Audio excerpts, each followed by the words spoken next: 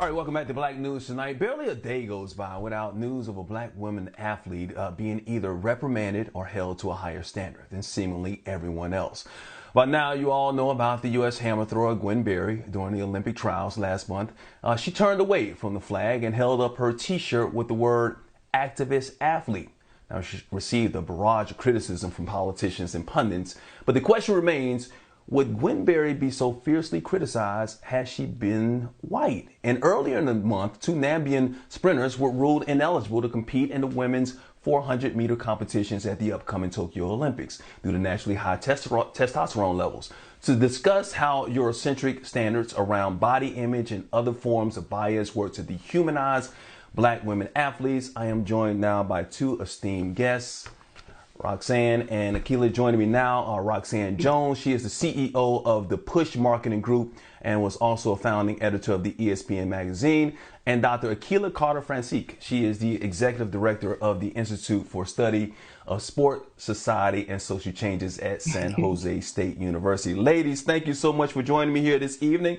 I wish we were talking about something a little bit more positive when it comes to this, because we got to do a better job when it comes to talking about our black women and black women in sports. And Akilah, let's start off with you, because you're at San Jose State, and I understand that you write about this and you teach about this, but the humanizing of a black woman athlete in sports, this has a long history. A lot of people think it started with Serena Williams. It did not. This goes back all the way to the 19th century. Yeah. Definitely. I mean, when we talk about some of those dehumanizing experiences, and since we're around the Olympic Games, I'll sort of center the conversation there. But thinking of some of those first athletes, Theodora Tidy Pickett, Louise Stokes, first Olympians, Black Olympians, in the early 1900s, experienced those notions of dehumanizing by actually making the team. But then once they're getting there to the Olympics, being told, you can't perform, your white teammates will take your place, or just having experiences and living accommodations and treatment by their very own teammates of these dehumanizing experiences, water poured on them, not being able to stay in the same living quarters or hotels as their teammates. And so those things were some of the precursor experiences when we talk about Black female athletes. And it began to continue in other Olympic Games and other sports. So not just track and field, but when we think of obviously our tennis, when we think of golf, and we have Althea Gibson, Wilma Rudolph, her lived experiences, all the way up to today, to the young women that we see on the Olympic stage currently, and those that are rising through high school and through college. Same experiences are still occurring. And it seems like it's disproportionate, because you're talking about swim caps, and it's almost like they just don't understand us or understand black women. Talking about testosterone levels. Roxanne, look, I've been knowing you for a while. We were both in the media for a long time, both in sports media, and I've also seen how our colleagues can contribute to this. What are they doing wrong? Well, I think what they are doing wrong in our opinion, but right in theirs, is holding up systemic racism and white supremacy. And nothing really illustrated that more for me than founding a magazine that was supposed to be a different voice of the athlete, and to show athletes of all stripes in their glory, and having to have a meeting about who we were going to put on the cover.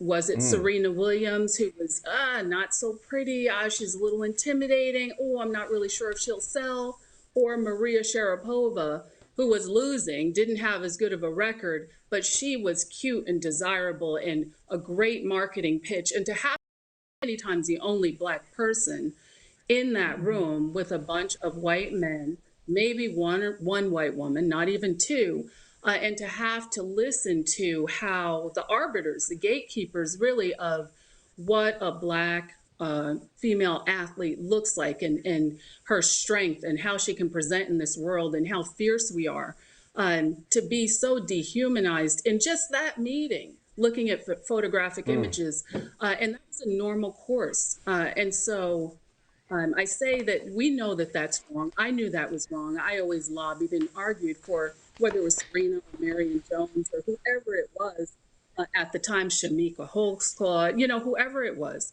always had to lobby and stand up for our right to be presented as the strong, competitive winners that we are. But that's always a tough argument. It's always a debate. Even today, it's still a debate. Yeah, So that's how it and Akilah, I want you to happens. speak on that too, because you know, for men athletes, like a long time in sports for men, they never get enough credit for their mental capacity. It's always what they do physically on the football field, on the basketball court.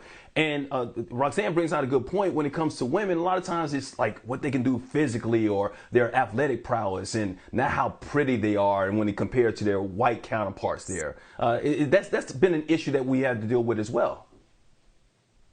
That, you know, Black women's physicality is something that has been ingrained not only just as athletes, but I think even coming over to this country when we think about the trans and the value of Black women's bodies to birth babies and those types and help with the economic system. And so we have sort of that dynamic going there as we begin to come over into the space of sport. And understand, you know, just as Roxanne shared, this is happening in media. This is happening in education. This is happening in, you know, our medical field. So in the world of sport, our physicality is all we're oftentimes deemed important for. And so there's never an opportunity to sort of look beyond our bodies, look beyond and to be able to see the intellect that we have, the creativity we have, the giftedness we have, the care we have, because we get caught up and sort of met with our stereotypes first. Stereotypes of being the angry Black woman, stereotypes of being, you know, over-sexualized, hyper-sexualized, and deemed the Jezebel. And so those sort of historic stereotypes coming from society often manifest themselves in the sport world as well. So if you're in, you know, track and field, there is sort of a over-sexualization of we and our bodies. But if you're in, you know, sports like basketball, the notion of our sexual orientation, our gender identity becomes into play. And so we have to sort of always navigate these dynamics. These intersectionalities are always coming, and how we're represented becomes very challenging mentally for us and emotionally, as we heard even from Naomi Osaka and the challenges that she faces just in her day-to-day sport activity, to be able to perform on that level and then to say, hey, I do not want to engage in an interview in this moment just because I need a moment for myself to endure and to sort of wrap my head around what has just transpired. And then I'll speak to you and the public. And I'm glad you brought up Naomi Osaka, because this is more than just a physical thing. This is about the mental issues that we go through as well. I mean, because, you know, we always hear the term Black girl magic, and a lot of people, and Black women are the strongest species on the face of this earth. Let's just not get that twisted whatsoever. But you're also human, and Black women are human. So when Black women call out for help, they don't get treated the same way as maybe their white counterparts. Do you think if Naomi Osaka, and either one of you can answer this question, if Naomi Osaka were a white tennis player in this situation, how much differently would she have been treated? Roxanne, let's start with you. I would say very differently. We have plenty of examples of that, the compassion shown for white female athletes in injury, in childbirth, just got married, celebrating, got a new boyfriend, celebrating. So all of their person, all of their womanhood is celebrated and extolled as part of their humanity, as should be. And we do not get that. And I'm very proud of what Naomi is doing. I was always proud of what Venus and Serena did as well, because I think some of her pushback as well was I felt that was directly talking to media, because she specifically called out the attacks, you know, the hostility she feels, the questions that she gets from media and these pressers. You know how that goes, Mike, just shouting out questions from people who never even picked up a racket, who are throwing things, criticizing her and picking her apart. And we know that racism,